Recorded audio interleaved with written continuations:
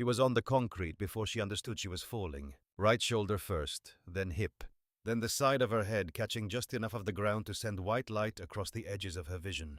Blood filled her mouth. 280 Navy SEALs stood in absolute silence. From somewhere to her left, a young man's laugh, bright, careless, reflexive. "My bad." Then another voice, quieter, carrying the precise weight of false concern. "You okay, Wraith?" Senior Chief Garrett Dunn. 240 pounds. Decorated. Certain. A man who had walked into this ring with a plan that did not include her getting back up. She lay on the concrete and ran the assessment. Not with panic, with data. Ribs bruised, not cracked. Hip functional. Head clearing. Blood from her lip, not from anything deeper. Hurt, not injured. She could work with hurt. She put her right hand flat on the ground. She pushed. Her body argued every inch. She overruled it. She stood, but that was ahead of things. That was the moment that broke the model. And to understand why it broke and what it cost and what it built, you had to go back to the beginning of the day. 6 hours earlier, the morning of October 3rd came in cold off the Atlantic. The kind of cold that got into your joints and stayed there. The kind that reminded you that the ocean did not care about ranks or reputations, or the carefully constructed beliefs of men who had spent their careers being told they were the best warriors on earth. Elena Mercer felt it the moment she stepped out of the vehicle at the gate of Naval Amphibious Base, Little Creek, Virginia. She stood for a moment, adjusted the ruck on her shoulder, looked through the chain-link fence at 218 Navy SEALs assembled in the main training compound. A wall of muscle and skepticism and carefully managed hostility dressed up as professionalism. She had seen that look before. She had seen it in Beirut 2 years earlier on the face of a senior operator who had told her 3 minutes before an extraction went catastrophically wrong that she should stay back with the vehicle because close-quarters work was not her lane. She had not stayed back. He was alive because she had not stayed back. His name was in a file that very few people were cleared to read. And every time someone looked at her the way those 280 men were looking at her right now, she thought about that file and let it settle something inside her that lesser people would have let become anger. Elena did not do anger. Anger was expensive. It burned resources you could not replace and produced heat instead of light and left you standing in the ashes of your own reaction, wondering what you had actually accomplished. Precision was free. Precision cost nothing except the discipline to maintain it, and discipline was something she had been building since she was 14 years old, and had understood for the first time that the world was not going to rearrange itself to accommodate her, and that the only viable response was to become so good at navigating it that accommodation became irrelevant. She walked through the gate alone. Nobody met her. No escort, no welcome, no one standing at the entrance with a clipboard and a briefing packet and the professional courtesy that was standard operating procedure when a visiting operator arrived at a Tier 1 facility. She had expected that. Expected it, and filed it under the category of things that were designed to communicate a message without anyone having to say it out loud. "You are not welcome here." The guard checked her ID twice. Not because the credentials were unclear. The credentials were pristine, backed by clearances that would have made his eyes water if he understood what they meant. He checked twice because he was buying time. She could see him working through something behind his eyes. Some arithmetic that was not adding up the way he expected. The numbers coming out wrong, no matter how many times he ran them. She waited, patient, giving him the space to finish his calculation and arrive at the conclusion that his calculation was never going to reach. He handed the ID back without a word. She walked past him and into the compound, scanning as she moved. Not the casual awareness of someone entering an unfamiliar space. The operational scan of someone who had been trained to read environments the way other people read text. Every face a data point. Every cluster of bodies a pattern. Every pair of eyes that tracked her across the concrete a variable in an equation she was already solving. She sorted them without effort. The curious, the dismissive, the indifferent, the hostile, and the dangerous, the ones who had already decided how this day was going to end, and were standing there with their arms crossed and their jaws set, waiting for reality to confirm what they had already concluded. Building 4 was on the south side. A squat concrete structure with a propped open door and fluorescent lights that buzzed like something trapped inside them trying to get out. She walked in and the temperature dropped 3 degrees the way it always did inside military buildings that had been designed for function and maintained with indifference. Master Chief Raymond Callister was standing in the center of the main floor, arms crossed, boots polished to a shine that belonged to a different era. 54 years old, 30 years in naval special warfare. A face that had absorbed so much violence over so many decades that it had stopped registering the individual events and simply recorded the accumulated weight the way a cliff face recorded weather. Not the specific storms, just the erosion. He looked at her when she walked in, said nothing, just nodded once. Elena dropped her ruck, stood at the kind of loose attention that was not quite formal but was not casual either. Master Chief? You look exactly the same. You look older. Something shifted at the corner of his mouth. Not a smile. The memory of one. That's because I am. He walked to the table against the far wall, picked up a folder, set it down without opening it. You know why you're here. Readiness evaluation, integration assessment, 2 demonstration partners for the final scenario. That's what I told Naval Command. He turned to face her fully. That's not why you're here. Elena waited. Callister was the kind of man who circled the truth before he landed on it, who tested the ground first, who made sure you were ready to hear what he had to say before he committed to saying it. 60 women are sitting in an accelerated pipeline right now, he said. Combat medics, intelligence operators, close-quarter specialists, all of them waiting on a decision that gets made based on what happens in that ring today. He paused. You are the decision. The words dropped into the room and spread outward, displacing everything they touched. If you succeed, Callister continued, the program moves forward. Those 60 women get their shot. He looked at her steadily. If you fail, the report that goes up the chain says integration doesn't work. Women can't handle Tier 1 pressure. The standards stay where they are. And 60 women who earn their place spend the rest of their careers being told the door is closed. Elena absorbed that. 60 women. Not an abstraction. 60 people with names and service records and families and years of proving themselves in environments that had been designed to find them insufficient. 60 futures balanced on what happened in a painted ring on a concrete floor in the next few hours. Who knows, she asked. Me, the base commander, 2 people at Special Warfare Command. And if I'd said no when you called. Callister picked up the folder, held it for a moment, set it back down. You didn't say no? No, I didn't. She looked at the folder. Who are the demonstration partners? Callister opened it, turned it toward her. 2 photographs, 2 personnel files with the kind of annotations that told a story between the official lines if you knew how to read them. Where the gap between the words was where the truth lived. She read them. It took her about 45 seconds. When she looked up, her expression had not changed. Senior Chief Garrett Dunn, she said. 3 formal harassment complaints in his file, all dismissed. Yes. And he specifically requested this assignment. Yes. He wants me to fail. Callister's expression shifted by a degree so small it would have been invisible to anyone who had not spent years learning to read him. He wants to prove a point. There's a difference. The point being that women don't belong in Tier 1 environments, and that anyone who says otherwise is lying or wrong or both. Yes. Elena looked at the second photograph. Younger face, less formed. The kind of face that was still being shaped by the forces around it that had not yet solidified into something permanent. And Tyler Keene, 26, Dunn's protégé. He'll follow Dunn's lead. He always does. Callister paused. So far. She closed the folder. Dunn filed a request 2 days ago, Callister said. His voice had dropped half a register. To have this demonstration reclassified as an evaluation of instructor competency rather than a combat integration assessment. Elena went still. That would mean if I fail, it's documented as an instructor failure, not an integration failure. Yes. It would follow me. Yes. Was the request approved? No, I denied it. Callister held her gaze. But the fact that he filed it tells you exactly what kind of man you're walking into that ring with today. He walked toward the door, stopped, turned back. 1 hour, main compound. Bring your gear. He was almost through the door when Elena spoke. Master Chief. He stopped. The 60 women in the pipeline, do any of them know? No. Good. They shouldn't carry that, not yet. Something shifted in Callister's posture. The recognition of a quality he had suspected was there and was now confirmed. The willingness to carry weight that could have been distributed, but was better held by someone strong enough to hold it alone. He walked out. Elena stood in the empty room. Let the silence close around her. Let the weight of what she had just learned finish settling into her bones. The door to the briefing room opened before she could sit down. Garrett Dunn walked in. He filled the room deliberately. The way certain men had learned to use their physical presence as an argument before they said a word. 240 pounds of coordinated aggression, wearing a professional expression that did not reach his eyes.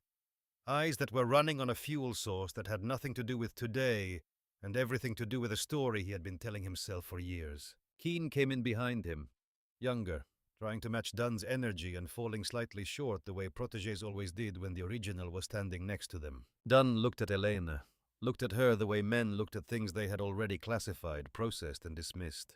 Your wraith. It was not a question, it was a verdict. Yes. The Baja Valley extraction. He said it like he was checking a box. You and one other operator walked out through 4 kilometers of hostile terrain with 3 contacts neutralized. Something like that. What does that mean, something like that? Elena looked at him, held it. It means the full report is classified. And what you've heard is the version that got through the filter. Dunn's jaw shifted. So you got lucky. The room went quiet. Keane looked at the floor. Elena looked at Dunn for exactly 3 seconds. Long enough to let him know she had measured him. Long enough for the measurement to register. Luck runs out, she said. Skill doesn't. Dunn held her gaze. Something moved behind his eyes that was not what he had expected to find. Not the flinch. Not the edge of backing down. Not the diplomatic softening that would have told him he had established dominance. What he found instead was nothing. An absolute absence of the reaction he was looking for. The way a wall gave you nothing when you pushed against it. Not because it could not feel the pressure, because it was built for exactly this. He stepped back. Did not look away, but stepped back. Demonstration is at 0800, he said. Main compound. He turned to leave.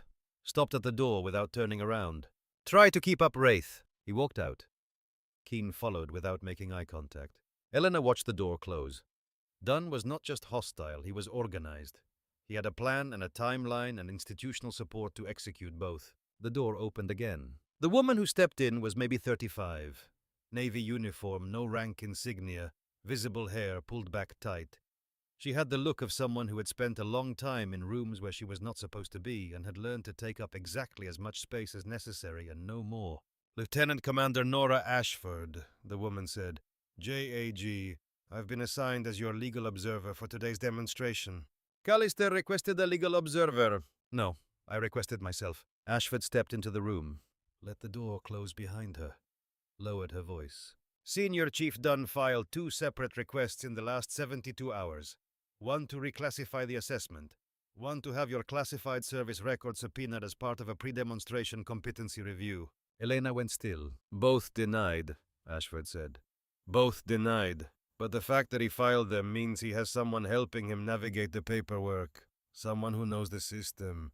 Someone who understands exactly which levers to pull and when. She held Elena's gaze. Whatever happens in that ring today gets documented. Every second. I have 3 cameras authorized and I'll be taking contemporaneous notes. If Dunn or Keane step outside training parameters, I want a record that cannot be argued away. Elena studied her. This was not a woman performing a duty. This was a woman settling a debt. Why are you telling me this? Ashford paused. Something moved across her face. A door opening briefly onto a room she kept locked most of the time. Because 8 years ago I was the only female attorney assigned to a JAG investigation where a female operator was forced out of a program on fabricated performance grounds. I had the evidence, I had the documentation, and it didn't matter because the people reviewing it had already decided what the outcome was going to be. She straightened. The door closed. The professional surface reassembled itself.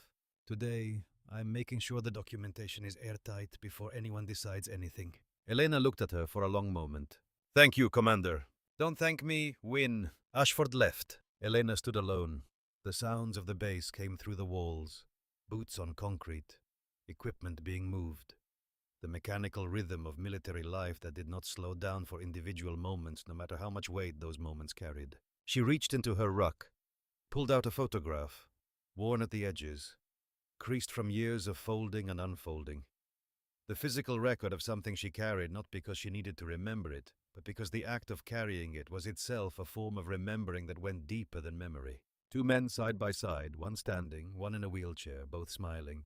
The kind of smiles that knew exactly what they had almost lost, and had decided that the having was more important than the almost losing. On the back, written in handwriting that had been shaking when it was written, "You gave me back to my family, we will never forget. Stanton." She looked at it for a long moment. The faces she had last seen in conditions so different from this photograph that the two versions of reality seemed like they belonged to different universes. Marco Stanton on the floor of a building in Beirut.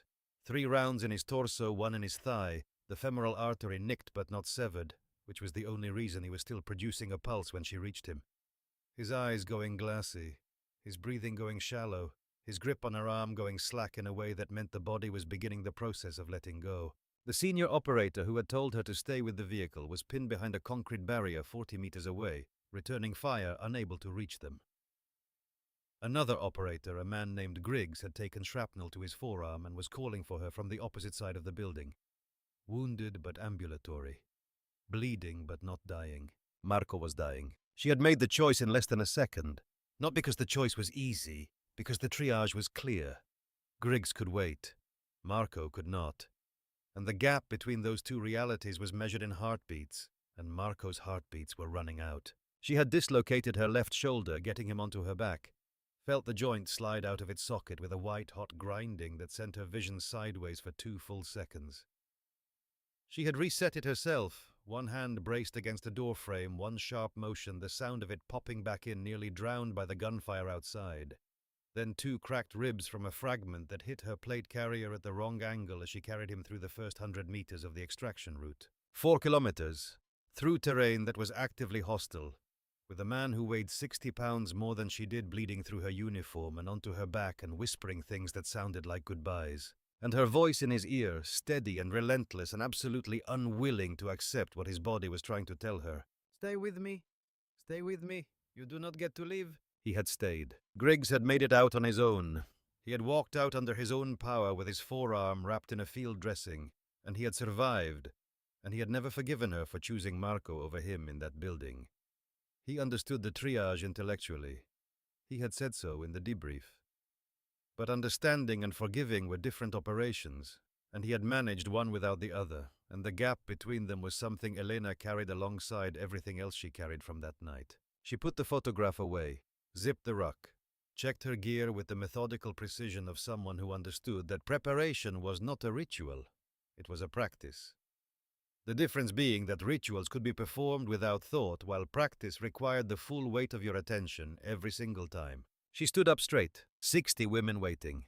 1 ring, 7 seconds that nobody in that compound had any idea were coming. She had 45 minutes before 0800. She used every one of them. Not to rehearse.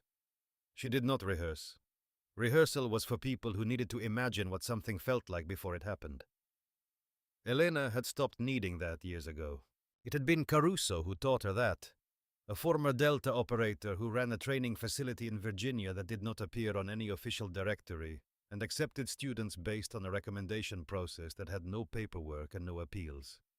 16 weeks, no rank, no gender, no biography, just the work. Caruso had spent those 16 weeks dismantling every assumption Elena had about her own capabilities, and she had arrived with fewer assumptions than most, which meant the dismantling went deeper, got to the structural level, reached the foundations she had not known were there, and rebuilt them from the molecular level up. He had taught her that the body did not need to imagine what it already knew. And what the body already knew was the accumulated record of 10,000 repetitions, each one building on the last, each one laying down another layer of the foundation that would hold when everything else failed. He had also taught her to breathe. 4 counts in, hold for 4, 4 counts out, hold for 4, the rhythm that slowed everything down. That turned panic into data and fear into fuel. That created the space between stimulus and response where choice lived, where the difference between reacting and responding was the difference between being controlled by the moment and controlling it. She was on her 3rd cycle when a sound reached her from the compound outside. 280 men moving into formation. The heavy collective rhythm of boots on concrete. The sound of the machine she was about to walk into already running, already producing the specific frequency of organized expectation that would either carry her or crush her depending on what happened in the next 60 minutes. She opened her eyes, stood up, picked up her ruck. She thought about 60 women whose names she had never seen sitting in a pipeline somewhere waiting on a decision they did not know was being made today. She thought about the photograph in her ruck and the man in the wheelchair who was smiling because she had refused to leave him behind. She thought about Caruso telling her on the last day of those 16 weeks the only thing he ever said that sounded like praise. You are the most dangerous person in any room you walk into. Not because of what you can do, because of what you will not stop doing. She walked out to meet them. The compound was already full. 280 men arranged in concentric circles around a painted ring on the concrete. White lines on grey ground roughly 20 feet across. The kind of setup that was technically a training formation and felt like something much older. Something that went back to arenas and amphitheaters and the human appetite for watching people get tested in front of witnesses. She walked through the outer ring and felt their eyes track her. A woman walking through a formation of men who had been trained to operate in a world that had been built, maintained, and defended by people who looked nothing like her. Some were curious, some were dismissive, a few were openly hostile, and some mostly older, mostly the ones with enough deployments behind them that they had stopped keeping count, were simply watching, quietly. With the attention of men who had been in enough real situations to recognize that the packaging something arrived in was not always an accurate predictor of what was inside it. Those were the ones that mattered. Callister stood at the north edge of the ring.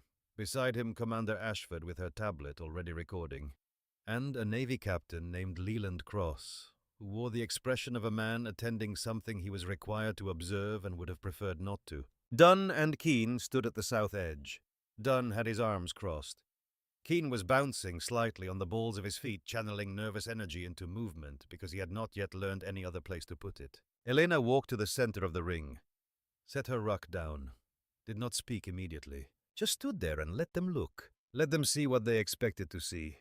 A woman, 5'7", 142 pounds, standing alone in the middle of a ring, surrounded by the most highly trained combat operators in the United States military. Let them underestimate her. That was the first lesson.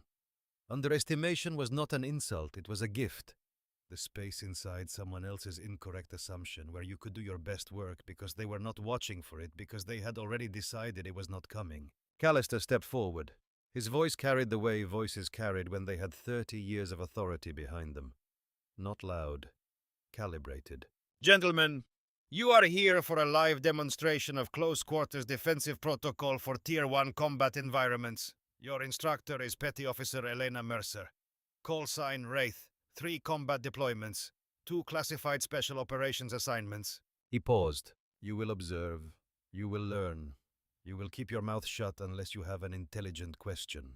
From somewhere in the second ring, a voice. Young. How do we know she can actually teach anything? Callister's head turned toward the sound like a weapon tracking a target. Because I said so, Petty Officer.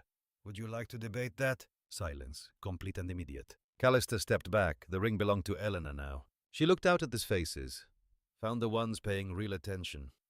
The kind that meant something was being processed, evaluated, filed away. I'm not here to prove women belong in combat, she said. Her voice was clear, flat. The kind of voice that did not ask for anything, including agreement. That's already been proven.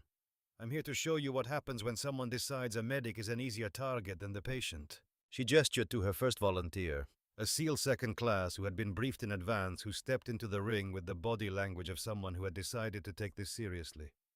210 pounds. Respectful. Professional. He moved toward her in the simulated threat approach she had outlined, and she handled him in 2 seconds. Fluid and clean. His own momentum doing the work while she simply redirected it. He hit the mat, got up, shook his head. How? You weigh 210, Elena said. I weigh 142. If I try to stop your momentum, I lose. If I use your momentum, you lose. She looked at the crowd. That's not a theory. That's physics. Physics doesn't care how much you weigh. Someone near the back. Older voice, carrying the edge of a challenge that was not hostile but was not soft either. That works on a cooperative target. Try it on someone who actually wants to hurt you. Elena looked toward the voice. Step in! A beat of silence. Then a senior chief, maybe 235 pounds, stepped into the ring with a grin that said he had been hoping someone would say exactly that. He did not move like the first volunteer. He moved like a man who meant it. Fast and committed, closing the distance with aggression that expected to find something soft on the other end of it. He found nothing soft. He found a rotation and a wrist catch and 235 pounds of forward momentum, suddenly redirected in a direction his feet could not follow. He hit the mat harder than the first volunteer, stayed down for 2 full seconds. When he looked at her, the grin was gone. What replaced it was respect. Early, reluctant, completely real. 15 pounds of applied lateral force, Elena said. At the right angle at the right moment. The math does the rest. She ran 3 more demonstrations, each volunteer more aggressive than the last. The third was a chief petty officer with forearms like bridge cables and the reputation that preceded him into the ring. He came in with controlled ferocity, the kind of measured violence that experienced operators deployed when they wanted to test something without destroying it. Elena redirected him in 3 seconds using a joint manipulation technique that converted his rotational momentum into downward force so efficiently that he was on the mat before his brain registered the transition from standing to falling. He got up slowly, looked at his own hands as if they had betrayed him. Then he looked at Elena. "Show me that again," he said. "Not a challenge, a request." She showed him, broke it down into components, explained the physics while she demonstrated her hands moving through the sequence at quarter speed, so that every operator watching could see the precise geometry of what she was doing, where the force was applied, where the fulcrum was created, where the lever was constructed from the raw materials of the human skeletal system operating under load. The fourth volunteer was the most aggressive yet, a SEAL who came in with the kind of commitment that blurred the line between training and intent. He moved fast and low and hard, and Elena handled him with a technique that used his own center of gravity as the instrument of his defeat, a subtle shift of angle that turned his forward drive into a lateral rotation he could not arrest, and he hit the mat with a sound that echoed off the surrounding buildings. By the fourth demonstration, real questions were coming from the crowd. Technical, specific. Questions about angles and force vectors and the biomechanics of joint manipulation under dynamic load. Questions that treated what she was teaching as knowledge rather than novelty. Questions that treated her as an expert rather than an anomaly. A senior operator near the front grey at the temples, the quiet confidence of a man with more deployments than most of the crowd, had years of service, raised his hand. "The joint manipulation at the knee. You're targeting the MCL's weakest point under extension load. What's the failure threshold?" Elena looked at him. He was asking the right question, the dangerous question. The question that separated people who wanted to understand from people who wanted to argue. Under dynamic load with full extension, the MCL fails at approximately 15 pounds of laterally applied force when the vector is perpendicular to the joint's plane of motion. The tibial plateau's compressive limit is lower than most people assume, approximately 240 newtons at the precise angle I'm describing. The numbers are small because the technique doesn't rely on force. It relies on timing. You are not overpowering the joint. You are catching it at the exact moment when the body's own weight is doing all the work, and you are redirecting that work in a direction the joint was never designed to handle. She paused. "That means anyone in this compound can execute this technique regardless of size or strength, provided the timing is precise and the angle is correct, which is the point." The senior operator nodded, the kind of nod that came from understanding, not from agreement. Dunn had not moved, had not spoken. He stood at the south edge with his arms still crossed and his eyes locked on her, searching for the floor, the crack. The moment where the surface broke and the thing underneath turned out to be exactly what he had told himself it was. Keane leaned toward Dunn and said something too quiet to hear. Dunn's response was equally quiet, but the expression on his face said everything. He was not impressed. He was not going to be impressed. He had not come here to be impressed. Elena turned and looked directly at Dunn for the first time since taking the ring. Held it long enough for him to understand that she had been watching him the same way he had been watching her. "Final demonstration," she said. 2 attacker protocol, simultaneous threat, different angles. She looked at Callister. He gave the slightest nod. "Senior Chief Dunn, Operator Keane, you're up." The compound went quiet. Not the quiet of attention. The quiet of anticipation. 280 people who had just felt the temperature change. Dunn uncrossed his arms slowly. When the performance layer came off, what was underneath was simpler and more honest and carried no interest in being liked. He stepped into the ring. Keane followed. Something in his face had changed. The nervous energy had sharpened into something more focused, less certain. A young man realizing that the situation he was in was not the situation he had been briefed on. They positioned themselves at 10 o'clock and 2 o'clock, the angles Elena had described, the setup she had explained to the crowd not 60 seconds earlier. Dunn looked at her across the ring. Something in his expression had dropped the professional overlay entirely. What was underneath was simpler and uglier and completely honest. He wanted her on the ground, not as a demonstration, not as a training exercise. He wanted her on the ground in front of 280 witnesses, so that the story that went up the chain would be the story he had decided it was going to be. Elena looked back at him, adjusted her stance, weight slightly back, hands loose at her sides. The posture looked relaxed. Every SEAL in that compound who had spent real time in real combat recognized it for exactly what it was. Coiled, loaded, the stillness of something that was at ready, not at rest. "Let's begin," she said. And Dunn moved. They did not come at her the way the previous volunteers had come. There was no telegraphing, no controlled approach. Dunn and Keane moved together with the coordinated precision of men who had trained side by side for years, who knew each other's rhythms, who had practiced this exact sequence before they ever stepped into the ring. Dunn drove from the right, Keane from the left, simultaneous, full force. Elena read it coming. She started to rotate, started to shift her weight out of the line of attack, started to create the angle she needed, started half a second short. Dunn's boot caught her in the ribs with 240 pounds of committed force behind it. A kick that was not a training kick. Keane connected at her hip from the opposite side in the same instant. Double impact, synchronized, rehearsed. She went down. The concrete came up fast. The breath left her body. The world tilted and went loud in the wrong places and quiet in the wrong places, and her ribs were screaming and her vision was fragmenting at the edges. Keane's laugh. "My bad." Dunn's voice. "You okay, Wraith?" 280 men holding their breath. And Elena understood, flat on the concrete with blood in her mouth and her ribs on fire, that this was the actual test. Not the technique, not the physics, not the leverage ratios she had been explaining for the last 40 minutes. This. Whether she stayed down, whether she gave them the story Dunn had been writing since the day he filed that first paperwork request. She ran the assessment the way Caruso had taught her. Ribs moving when she breathed, no grinding, bruised, not cracked. Hip throbbing but responding to neural signals. Head ringing but clearing. Blood in her mouth from her lip, not from anything deeper. Hurt, not injured. She had been here before. Different ground, different country, different men standing over her. But the same question, the question the ground always asked when you were on it.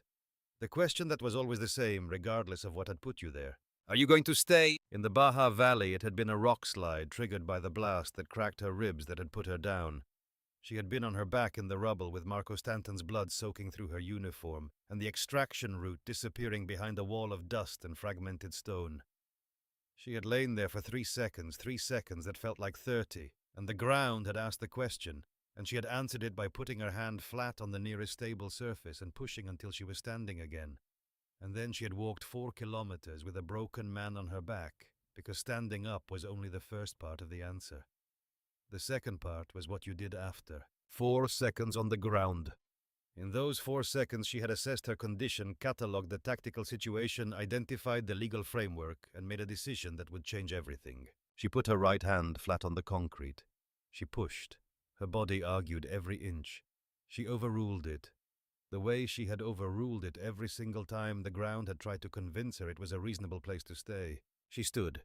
Spit blood. Wiped her mouth with the back of her hand. Looked at the blood on her glove. Looked at Dunn. He was standing 8 feet away, arms loose, expression carefully neutral, eyes doing something that was not neutral at all, calculating, satisfied, waiting for the next move in a game he was certain he had already won. But underneath the certainty, something else. The first hairline fracture in the absolute confidence he had carried into this ring. She was supposed to stay down. She did not stay down. And now his arithmetic was producing a number he had not prepared for. Around them the compound was recalibrating. She could feel it. 280 men processing the image in front of them.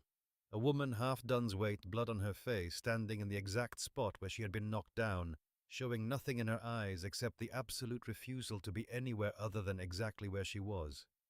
Some of them were processing it as admiration, some as confusion, some as the uncomfortable recognition that the thing they were watching did not fit inside the framework they had been using to understand the world, and that the framework, not the thing, might be what needed to change. When Elena spoke, her voice had dropped 20 degrees.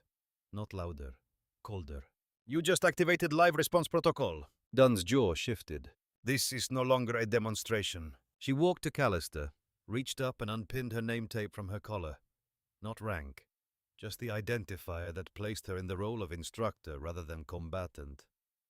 The small piece of fabric that defined the legal framework of what was happening in this ring. She placed it in his hand without breaking stride. I'm not an instructor in this ring. I'm a combatant. Callister looked at what she had placed in his palm. Looked at her face. The blood on her chin. The absolute steadiness of everything else. 30 years of reading people in high-stakes situations compressed into a 2-second assessment. He closed his fist around the name tape. Stepped back. Elena returned to the center of the ring. You attacked me during a training demonstration with intent to cause injury, she said. Loud, clear, every word aimed. I warned you. You continued. Under live response protocol, I am authorized to defend myself with necessary force. She looked at Callister. Master Chief, full defensive response, authorized. Callister looked at Captain Cross. A long beat. Cross gave one short nod. Authorized, Callister said. I'm calling it the moment anyone goes beyond recoverable injury parameters. Dunn looked at Elena across the ring. Something small and fundamental had shifted in his posture. She was standing in the center of the ring with blood drying on her chin and her hands loose at her sides and her eyes completely steady. And it was the steadiness that was getting to him. The steadiness was the thing he had not planned for because he had never believed it was real. You sure about this, Wraith? You should have asked yourself that before you kicked me. Keen moved first. Younger, less disciplined wound, too tight by the waiting. He broke hard and fast, lunging for her plate carrier with both hands, trying to overwhelm with weight and forward momentum. His center of gravity was too far forward. He had committed before he had secured his base. Aggression running ahead of technique. Elena did not try to stop him. She moved with him. Her hands caught his right wrist. Two-handed grip, firm, precise. As his weight carried him forward, she pulled in the exact direction he was already moving, amplifying rather than resisting, using his own momentum as the weapon. His feet left the ground. She pivoted, dropped her weight, pulled down and forward. He had no choice but to follow the arc his own body had already committed to. He came down hard on his left side, and as he fell, she was already moving, already stepping behind his planted right leg at the exact moment it was bearing all his weight, at the exact angle that left the fibula head below the knee completely exposed. She drove her right heel into it with controlled, deliberate force. The sound was distinct, internal, structural. Something designed to hold weight encountering force it was not designed to handle. Keen screamed, not the grunt of someone hitting a mat. Something higher and more primal, the sound a body made when it registered serious damage before the mind had processed what it was. Elena released his wrist, stepped back. For seconds, Dunn was already moving. He had hesitated 1/2 second watching Keen go down, and that half second had cost him the window he needed. But he recovered fast, came in low and committed, trying to use his weight advantage to drive through her before she could reset. She advanced toward him, into the attack, the move that made no physical sense to anyone watching who had not been trained to understand that the most dangerous place to be was the place nobody expected you to occupy. His right arm extended, reaching for her. She caught his wrist with her left hand, stepped inside his reach with her right foot, and drove her right forearm laterally into the medial side of his right knee at the precise moment when 240 pounds of forward momentum had committed that joint to full extension under complete load. 15 pounds of applied lateral force, at the right angle, at the right moment. The medial collateral ligament went first. Then the tibial plateau fractured under compressive overload that had been redirected 90 degrees from its intended path. Dunn went down the way structures went down when their foundations failed. Not a fall, a collapse. His leg ceasing to function as a weight-bearing system. He hit the concrete, and the sound he made was something Elena filed in the part of her mind she did not visit often. The part that held the things that were right and painful in equal measure and did not resolve into anything clean. His face was white. The screaming lasted 2 seconds, 3 then went quiet, and what replaced it was worse. The dazed, private expression of a man whose body had just delivered information that his mind was not ready to process. He was looking at his knee at the angle that was wrong, at the swelling already beginning to distort the geometry of the joint into something that did not match the architecture it was supposed to be. 7 seconds. 2 men down, 2 legs destroyed. Elena stood in the center of the ring, breathing hard, blood from her split lip running down her chin. Around her, the compound had gone to a silence she had never heard before in any training environment. 280 people simultaneously processing something that had broken their model of what was possible, standing in the rubble of that model trying to figure out what came next. She could hear fragments of thought moving through the crowd like current through water, the intake of breath, the shifting of weight, the micro-sounds of 280 nervous systems trying to recategorize what they had just witnessed, trying to find the file it belonged in and discovering that no such file existed. She did not celebrate, did not pose, did not give them anything except the thing they were least prepared for. She turned to the crowd, her voice clinical and immediate and completely controlled. Medic. The transition happened between heartbeats. One moment she was standing with blood on her chin, and the chemical signature of combat still running through her system, every nerve ending in her body vibrating at the frequency of someone who had just done violence. The next moment she was on her knees next to Keen, her hands already moving with 8 years of muscle memory, her voice already shifting into the register that belonged to a different version of herself. The version that healed rather than broke, that assessed rather than attacked, that existed on the other side of the same coin, and moved between the two sides without friction, without pause, without any of the cognitive dissonance that would have stopped most people dead in the transition. "Stay still," she told Keen. Her voice had changed again, the cold gone, replaced by something professional and grounding, the voice of someone who had talked people back from the edge of panic in conditions far worse than this. "Fibula fracture. Probable ankle involvement. I'm checking vascular flow." Her fingers found the pulse point on the top of his foot. Weak. Present. Compromised but not absent. She checked capillary refill. Slow. Keen was looking at her with the eyes of a young man whose understanding of the world had just been completely reorganized. 3 minutes ago she had been the target. Now she was the person keeping his foot attached to his leg. The cognitive distance between those two things was too large for him to cross in real time, so he simply lay there and let her work, and the fact that he was letting her work was itself a kind of answer to a question he had not known he was asking. "Grade 3 ankle dislocation," she said to the 2 base medics sprinting into the ring. "Dorsalis perispulse present but compromised. Capillary refill delayed. Compartment syndrome risk is elevated. Manual reduction inside 5 minutes or we're looking at vascular damage." She was already moving to done as she spoke. One medic taking her position at Keen's side without question, following her lead because she was the most experienced trauma responder in the compound, and everyone within range of her voice understood that. There was no hesitation in their compliance. No question about whether they should be taking orders from the woman who had just put both of these men on the ground. The authority of her medical competence was absolute, and in the hierarchy of the moment, competence outranked everything. Dunn's knee. She assessed it with hands that did not hesitate and carried no trace of what those same hands had done to that same knee 7 seconds ago. Palpable MCL defect. Tibial plateau step-off palpable. Immobilize at 15 degrees flexion. He needs surgery within 24 hours. She ran her fingers along the posterior aspect of his knee, checking the popliteal pulse. Present. Strong. The artery was intact. She had known it would be because she had placed her strike with the precision necessary to destroy the ligament and fracture the plateau without compromising the vascular supply that ran behind both. That precision was not accidental. It was the product of 10,000 hours of studying the anatomy of the human knee and understanding exactly where damage could be done and exactly where it could not, and the line between the two was measured in millimeters, and she had hit her mark. She knelt beside him. He tried to pull away. His knee responded with a wave of pain that locked everything else down. She leaned close, spoke quietly, only for him. "I warned you. You made the choice, I made the response. Those are 2 different things, and you are going to spend a long time learning the difference between them." She held his gaze for a moment longer. "Surgery, 12 to 14 months of rehab, MCL reconstruction, tibial plateau fixation. You'll walk without a limp if you do the work." She paused. "The vascular supply is intact. I checked it before the medics arrived. You'll have full function." Dunn stared at her. She could see him trying to locate the angle, the agenda, the reason she was telling him this.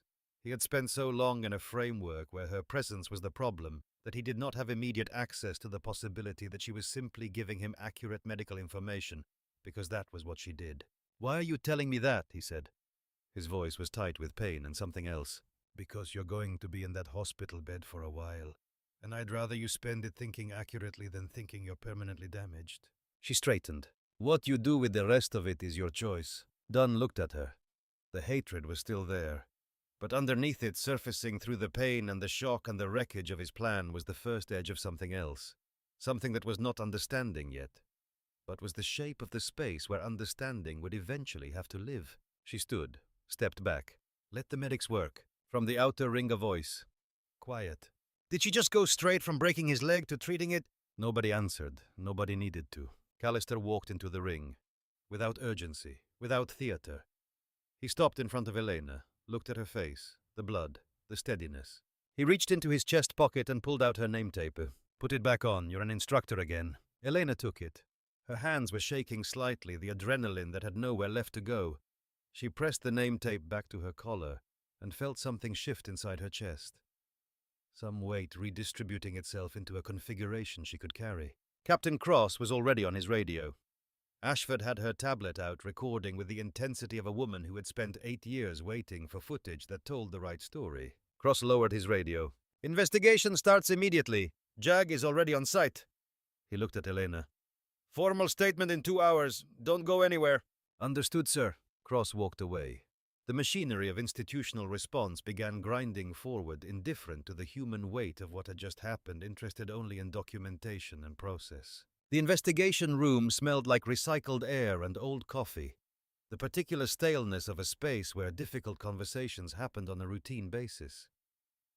Elena sat in a metal chair that had been bolted to the floor by someone who understood the demographic of people who used this room, facing a table where Ashford arranged her documentation, and Commander Ian Prescott sat across from her.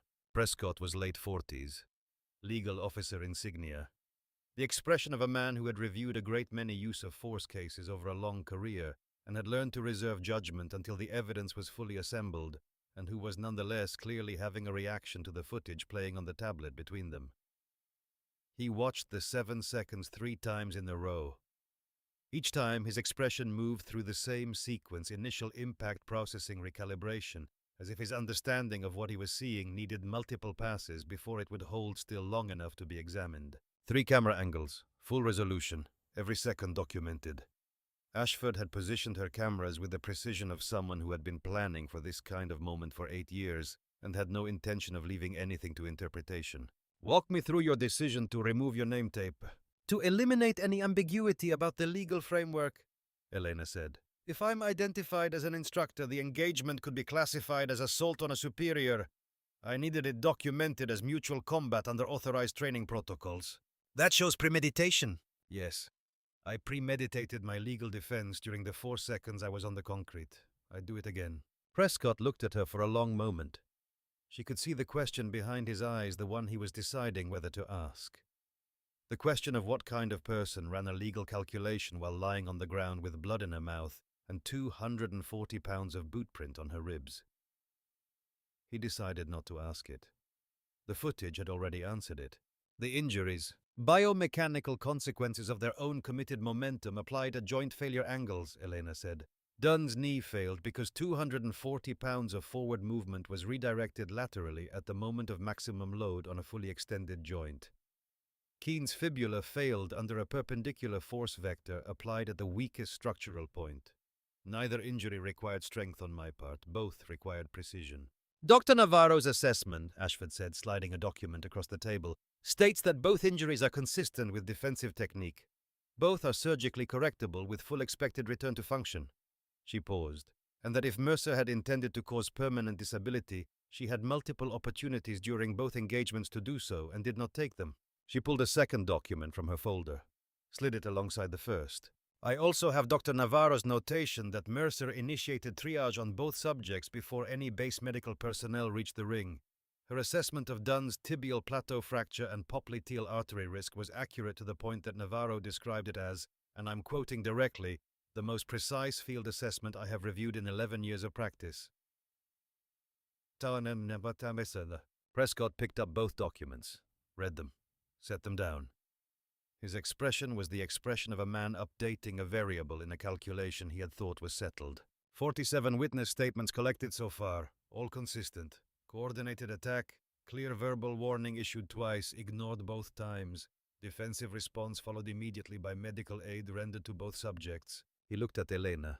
The footage is unambiguous. The witness statements are consistent. What you did today was justified, proportional, and legally defensible.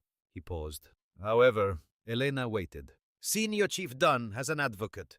Someone in this building who has already been in contact with his attorney.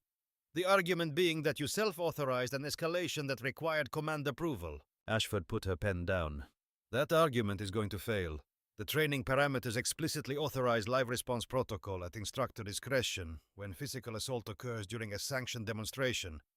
Callister's authorization was confirmatory, not initiatory. I know it will fail, Prescott said. He kept his eyes on Elena. I'm telling you it exists because someone inside this command structure helped Dunn file 2 paperwork requests before today, and that same someone is going to use every available mechanism to complicate this outcome. He leaned forward. Here is what I can tell you right now. I am ruling this justified self-defense under authorized training engagement protocols. No charges against you. Dunn and Keene will face administrative action for assault on a demonstration instructor.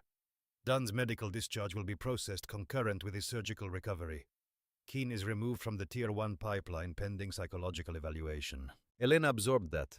The integration program, she said. Prescott looked at her steadily. Is going forward.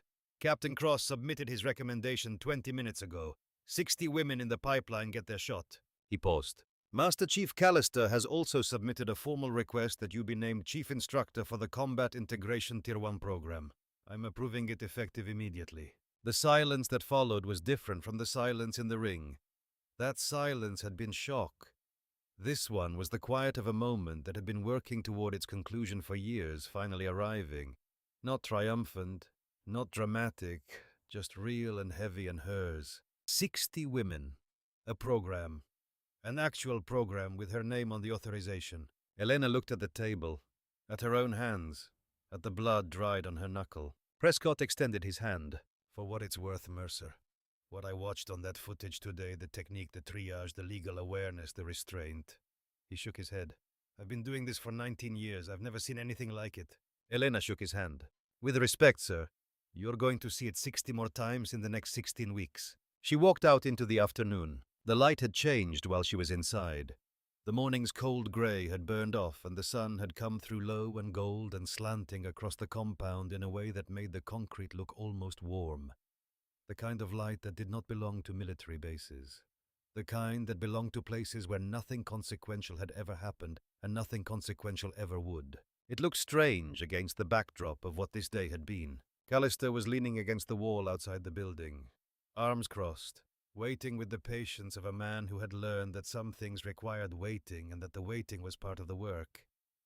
He had been standing there long enough for the shadow of the building to have moved several inches past his boots, which meant he had been standing there for at least an hour, which meant he had chosen to stand there for at least an hour rather than go anywhere else or do anything else. And that choice said more about his assessment of this moment than anything he could have put into words. He looked at her when she came out. Read her face the way he read everything, efficiently. Program's approved, she said. He nodded, like he had never doubted it. Maybe he had not. Maybe the doubt had been a luxury he could not afford and had discarded somewhere along the way operators discarded things that cost weight without producing value. Or maybe he had simply known, the way men who had spent 30 years reading people sometimes simply knew. Dunn's advocate, she said. Someone inside the command helped him file those requests. I know who it is, Callister said quietly. She looked at him. You knew before today? I suspected. I needed today to happen the way it happened before I had grounds to act. Now I do. He pushed off the wall, started walking. Come on, you need food and an ice pack and about 12 hours of sleep you're not going to get. She fell in step beside him.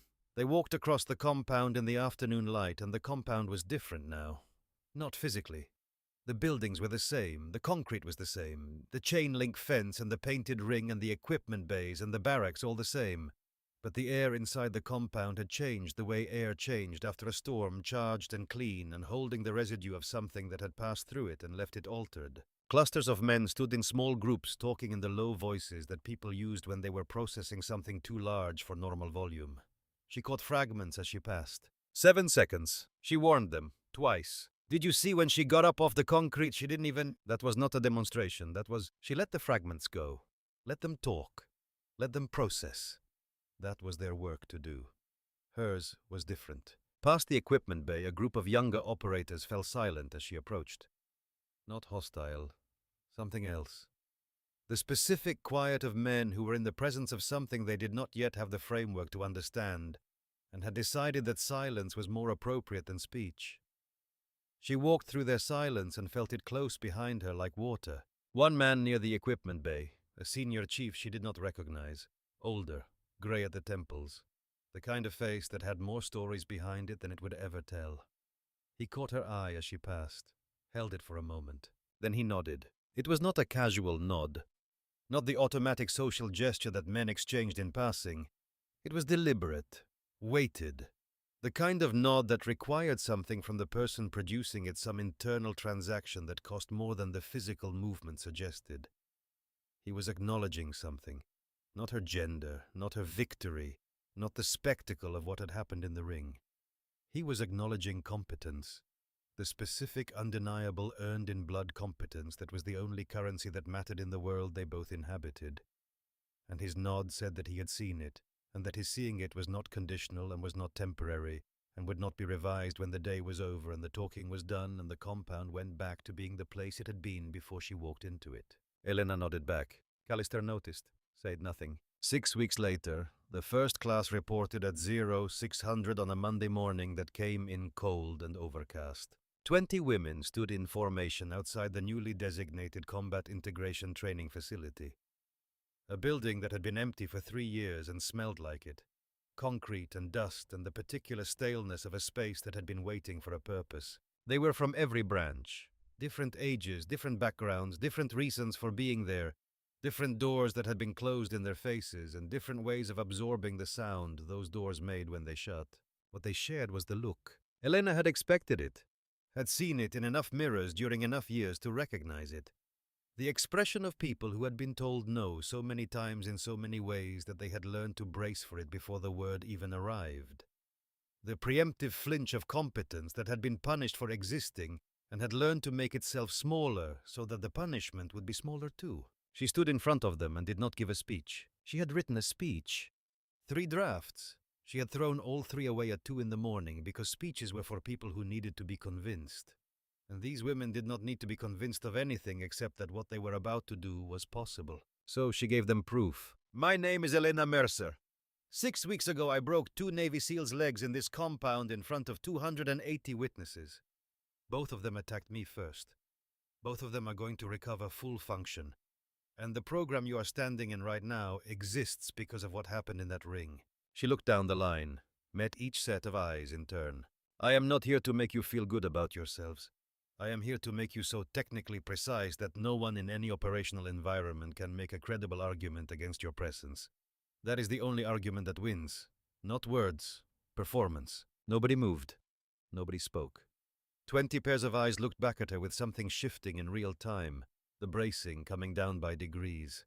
Week 1, Elena said. Biomechanics, we start in 5 minutes. The first 3 weeks were the hardest, not physically. Physically, these women had already proven themselves before they walked through the door. Their fitness scores and medical credentials and tactical evaluations sat in folders that made the case clearly and had been ignored anyway. The hardest part was undoing the damage. Years of being watched for failure instead of success. Of performing competence in environments designed to find it insufficient. Of learning to make themselves smaller so the men around them felt larger.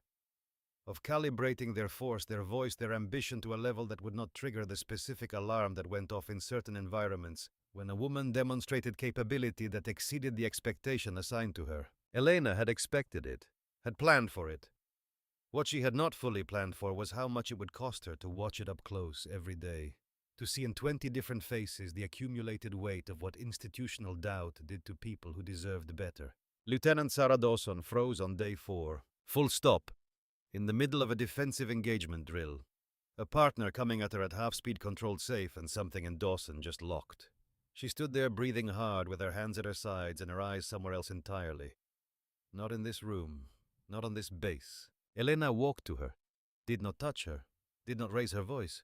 Where did you go? Dawson came back slowly, the way people came back from the places that held them, in layers. The eyes first, then the breathing, then the posture, then the voice. "Fort Bragg," she said, "2 years ago. There was an evaluation." She stopped. "You don't have to tell me what happened. They failed me for insufficient aggression." Dawson's voice was steady in the way voices were steady when someone had rehearsed that steadiness for a long time. "My scores were higher than 6 men who passed. They said I hesitated." She looked at Elena. "I did hesitate because I knew if I hurt someone during the evaluation they'd use it against me. So I pulled my force and they failed me for pulling it." She paused. There was no right answer. Elena looked at her. "There was no right answer in that evaluation," Elena said. "In this one there is. The right answer is executing the technique completely at full authorized force with the documentation to back it up." She held Dawson's gaze. "I'm not teaching you to hurt people. I'm teaching you to be undeniable." Dawson looked at the training floor, looked back at Elena. Something in her face settled. Something that had been loose and uncertain found a place to land and stayed there. Something harder and more durable than what had been there before. Not harder in the way of armor, harder in the way of bone. The kind of hardness that was structural, that held weight. "Can you try again?" "Yes." She ran the drill again. Full force, clean. Her partner went down and she assessed and transitioned without breaking stride. And when she stood up, there was something different in how she occupied the space she was standing in. Not larger, not louder, more present. The quality of a person who had stopped apologizing for the amount of room they required. Elena did not comment, did not applaud, just moved to the next drill. Let the competence speak. Never let the praise become the thing they were working toward. Because praise was external and could be withheld, and competence was internal and could not be taken away by anyone. There were other moments in those first weeks, smaller, quieter, but each one carrying its own weight. A staff sergeant named Phelps, who had spent 4 years as a combat medic and had the highest tactical scores in the class, and who could not for the first 3 days bring herself to strike a training partner at full force. Not because she lacked the ability, because she had been conditioned by years of operating inside a system that treated female aggression as a behavioral problem rather than a professional skill. Elena worked with her after hours, not on technique. Phelps had technique, but on the specific permission that no one had ever given her. The permission to be dangerous, not reckless, not out of control. Dangerous. The controlled, calibrated, technically precise form of danger that was the entire point of what they were training for. Phelps broke through in week 2.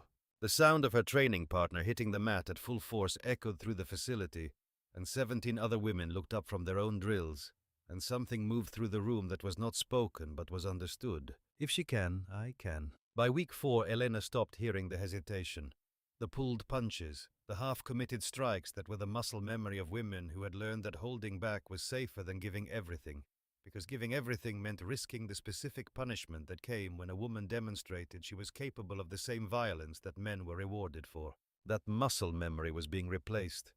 10,000 repetitions at a time. By week 6, the 20 women moved through defensive engagement sequences with the kind of precision that stopped being about individual techniques and became about something integrated, automatic. The way language stopped being about individual words once you were fluent and became about meaning. The advocate who had helped Dunn file his paperwork requests was identified in week 4. Lieutenant Commander Philip Weston. His fingerprints on both documents. 8 months of quietly building a case against the integration program before the demonstration. 8 months of navigating administrative channels with the patience of a man who understood that systems could be weaponized if you knew which forms to file and which conversations to have in which hallways at which times. Callister handled it. Ashford handled the documentation. The outcome was administrative rather than criminal. A transfer, a notation in a file. Ashford called it insufficient. Prescott called it the realistic ceiling, given the available evidence. Elena had wanted more. She had wanted the kind of justice that felt complete. Ashford, standing in the hallway outside Prescott's office with her tablet under her arm, looked at Elena and said the thing that Elena already knew but needed to hear spoken aloud. 8 years ago I had the evidence too. It didn't matter. Elena looked at her. This time it mattered. This time it mattered because 20 women are going to graduate from that program and go into operational environments and be so good that no argument against them survives contact with their performance. Ashford held her gaze. That is the documentation that cannot be filed away. That is the evidence that cannot be dismissed. Elena thought about that. About the difference between winning a case and winning an argument that was larger than any case. About the difference between punishing a man named Weston and building a thing that made every future Weston irrelevant. She went back to the training floor. Dunn called in week 7. Elena almost did not answer, sat with the phone in her hand for 3 rings.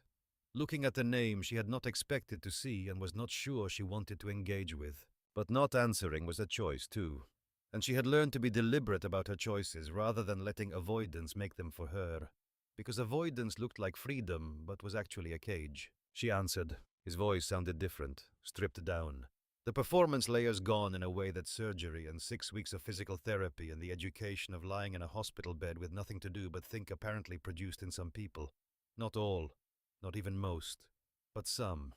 The ones who were capable of looking at what they had been and deciding they were not willing to defend it anymore. I'm not calling to apologize, he said. I know. I'm calling because... He stopped, started again. I've been thinking about what you said in the ring, that I made the choice and you made the response, that those were 2 different things. Elena waited. I spent 6 weeks trying to find the argument against that, Dunn said. I couldn't find it. Silence on the line. Full of things being assembled and disassembled and reassembled by a man doing the work of reconstruction in real time. I went into that ring to prove you didn't belong. I had the whole thing planned. His voice shifted, something rougher underneath. And you treated me after, while I was still on the ground. You needed treatment. I know why you did it. I know the medical reason. A breath. I'm saying I would not have done that if the situation was reversed.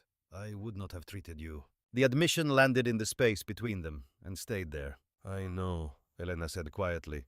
That's the thing I can't get past, Dunn said. That you knew that. You knew exactly what I was there to do. And you did your job anyway. You didn't do it to prove a point. You just did it because that's what you do. He exhaled. I don't know what to do with that. You don't have to do anything with it right now. You just have to let it be true. The line was quiet for a long moment. Can I ask you something? Elena said. Yeah. Why does it matter to you this much personally? Not the politics, not the policy argument. Silence. She could hear him breathing, standing at the edge of something he had not shown anyone. Afghanistan, he said. 4 years ago, I was running a team. We had an intelligence specialist attached to us, a woman. She called the approach route clear. It wasn't clear. He stopped. 2 of my guys didn't come home. Elena closed her eyes. She was cleared by the review board. They said the fault was upstream. Bad intelligence from a higher level. Her assessment was reasonable given what she had. His voice hardened, softened, hardened again. I couldn't accept that. I still can't, not completely. You lost people because of a bad call, Elena said. Not because of someone's gender. I know that. I know it in the part of my brain that works with logic. But the other part, the part that was there, the part that carried them out. He did not finish the sentence. Grief doesn't do nuance, Elena said. Silence. The women in your program, Dunn said. They're going to face men like me. A lot of them. Yes. Then teach them better than I was taught. It was not quite an apology. It was something more useful. A man looking at what he had been and asking someone else to build something that would prevent the next version of him from making the same choices. Not redemption, not absolution.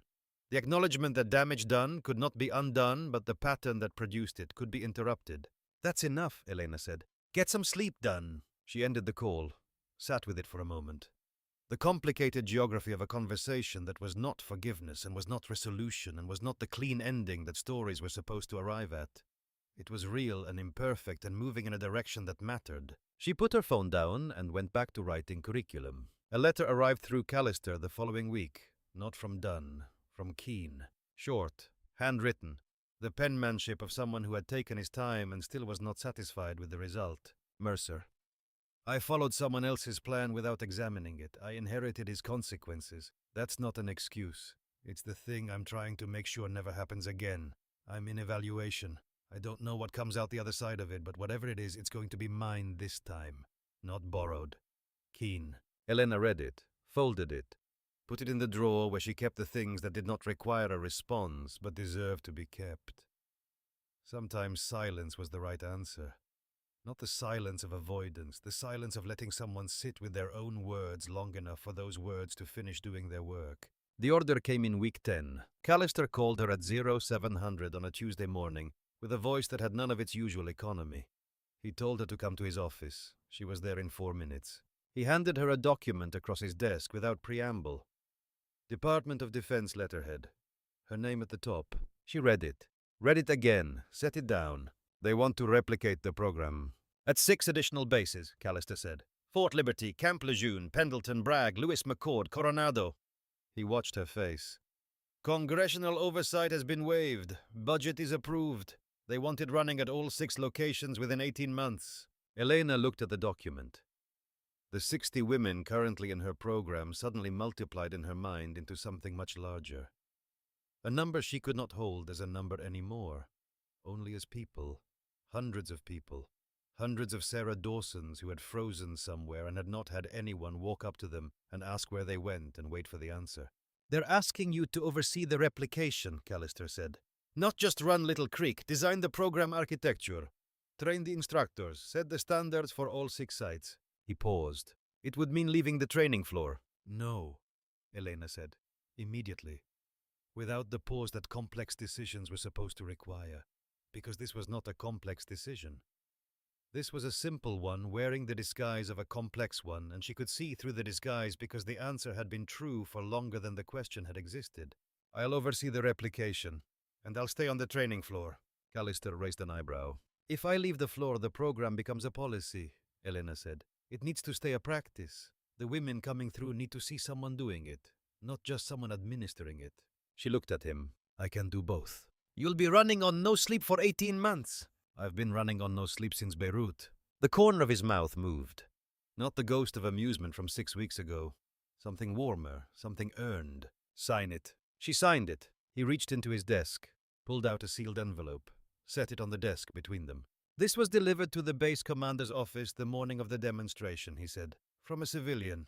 He requested it be given to you after the proceedings concluded regardless of outcome. I held it because the investigation had to close first. Elena looked at the envelope, her name on the front. Handwriting she did not recognize. She opened it. A single page, handwritten. The penmanship of someone who had rewritten this several times before committing to the final version. Ms. Mercer, my name is Daniel Stanton. You saved my brother Marco in Beirut 2 years ago. You carried him 4 kilometers with a dislocated shoulder.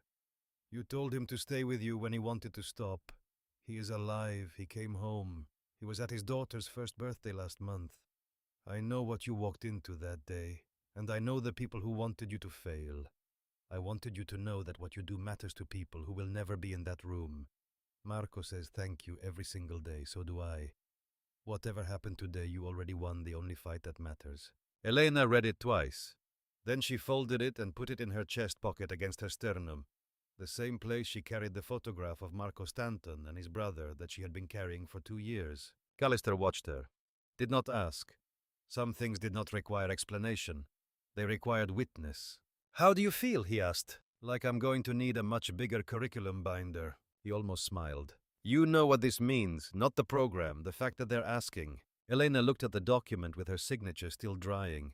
She thought about Dunn's phone call. Keene's letter. Dawson unfreezing on the training floor. Phelps breaking through in week 2 and the sound of her partner hitting the mat and 17 heads turning in recognition. Ashford standing in a hallway saying the documentation that cannot be dismissed is performance. The photograph in her chest pocket. The letter beside it now. The 60 women who had been waiting on a decision made in a ring on a Tuesday morning and would never know that the decision had been made at all. It means it worked. It means it worked, Callister agreed. And now you have to make it work 6 more times. She thought about that. About what it would take. 6 sites, 6 different base cultures. 6 different sets of men who would need to be shown what 280 men at Little Creek had been shown. 6 different versions of the same resistance, wearing different uniforms and different faces, but running on the same fuel. And 6 different sets of women who would walk through those doors carrying the same weight that the 20 women in her current class had carried the weight of every no that had ever been delivered by someone who needed the answer to be no. She would need instructors. Women she had trained who could train others. A chain of competence that extended outward from this compound and into the broader structure of the military and planted itself there and refused to be uprooted. She would need Dawson and Phelps and the other 18 women who were about to graduate and who did not yet know that they were not just the first class. They were the foundation of something that was going to outlast all of them. "I'll need to select instructor candidates from Class 1, she said. Callister nodded. "I assumed. Dawson, Phelps, at least 4 others. I'll have names by end of week. I'll have billets by end of week." He said it the way he said everything, with the absolute economy of a man who had decided decades ago that efficiency was a form of respect and had never seen a reason to revise that position. Class 1 graduated on a Friday afternoon. 20 women in formation in the same compound where 16 weeks earlier, Elena had gotten up off concrete with blood on her face and changed what this base believed was possible. The same painted ring on the same grey ground. The white lines faded now from months of boot traffic, from the thousands of footsteps of women who had crossed back and forth over those lines until the lines themselves had become something different. Not the boundary of a demonstration, the boundary of a before and an after. The same Atlantic cold pressing in from the east, the same chain-link fence visible beyond the buildings, the same sky. Different day, different meaning. Callister ran the ceremony with precise dignity. Cross spoke briefly and well with the measured words of a man who had arrived at this program as a skeptic and was departing it as something else, something he had not yet fully named, but that was visible in the way he addressed the formation with a respect that had been earned rather than assumed. Ashford stood in the back with her arms crossed and her expression the expression of someone watching a thing she had helped build, finally standing on its own weight. She had her tablet under her arm but was not recording. Some things did not need to be documented. Some things just needed to be witnessed. Elena stood in front of 20 women who moved differently than they had moved on the morning they arrived. Not because they had been remade, because they had been reminded of what they already were, of what the training had always been uncovering rather than constructing. The capability had been there before Elena, before the program, before the ring. What Elena had done was remove the thing sitting on top of it. The doubt, the bracing, the habit of making yourself smaller, the accumulated weight of every no that had ever been delivered by someone who needed the answer to be no because their understanding of themselves depended on it. She had one thing to say to them. She had written it the night before, thrown it away, written it again at 3 in the morning when the right words finally stopped hiding.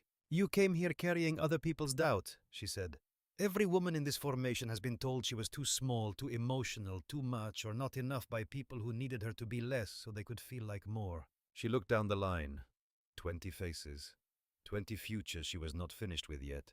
"You are leaving here with something those people cannot take back. You've proven it to yourself in this training environment. Under real conditions, against real resistance. That proof lives in your body now, in your muscle memory, in the 10,000 repetitions that made the technique automatic." She paused. Let the pause hold what the words could not. Nobody can argue with your body.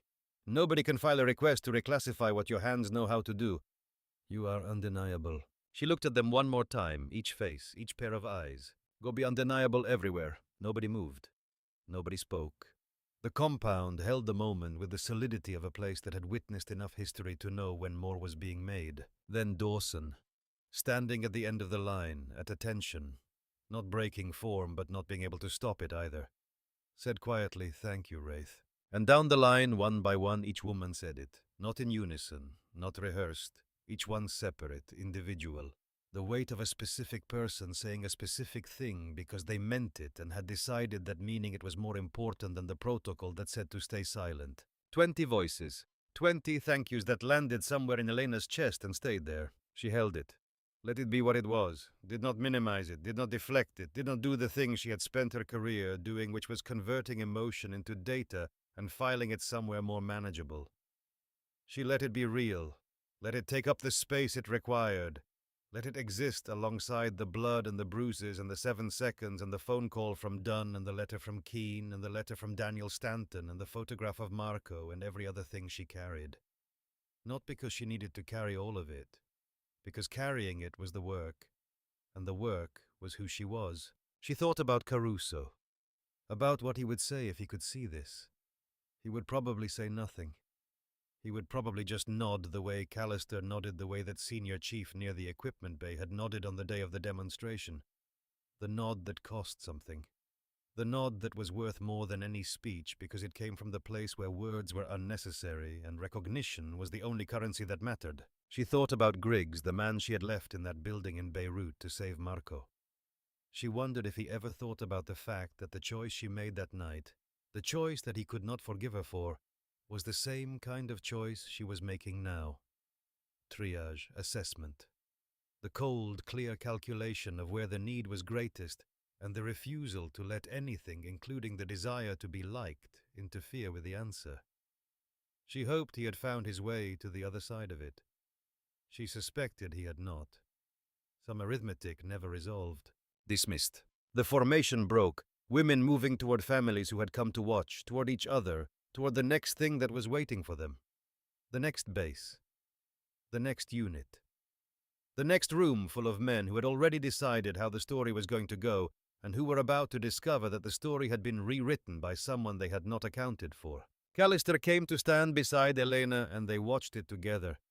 In the silence that existed between people who did not need to narrate what they were seeing because they were both seeing it clearly. Dawson broke from the group and walked to her family, a husband and a daughter, who looked about 4, with the same serious eyes as her mother. The daughter reached up and touched the insignia on Dawson's uniform with the solemn curiosity of a child, who understood that whatever this thing was, it mattered to the person she loved most. Dawson picked her up, held her against her chest, looked over the girl's shoulder at Elena across the compound and held her gaze for a moment. No words, no nod, just a look that said everything a look could say between two people who had been in the same room at the same moment when something changed. 6 more sights, Callister said. 6 more sights, Elena said. You ready? She thought about Daniel Stanton's letter. About Marco carrying his daughter on the birthday that got to happen because Elena had refused to leave him in Beirut. About Dunn on a phone call, admitting something that cost him to admit. About Dawson unfreezing and running the drill again. About Keane writing a letter in handwriting that still was not steady but was his own. About Phelps hitting the mat at full force for the first time and 17 heads turning. About 20 women standing in formation saying thank you one at a time because they meant it. She thought about 7 seconds that had not come from nowhere.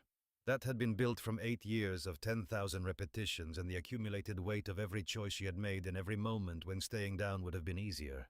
I've been ready, Elena said. I've been ready for years. She picked up her ruck, walked toward the facility where Class 2 was already on the roster. 20 more names. 20 more stories of being told the door was closed. 20 more women who were about to discover that the door was not closed. It had never been closed. It had only been guarded by people who were afraid of what walked through it when it opened. And Elena Mercer, callsign Wraith, 22 years old, had already walked through it, had held it open behind her, and was not going to let it close.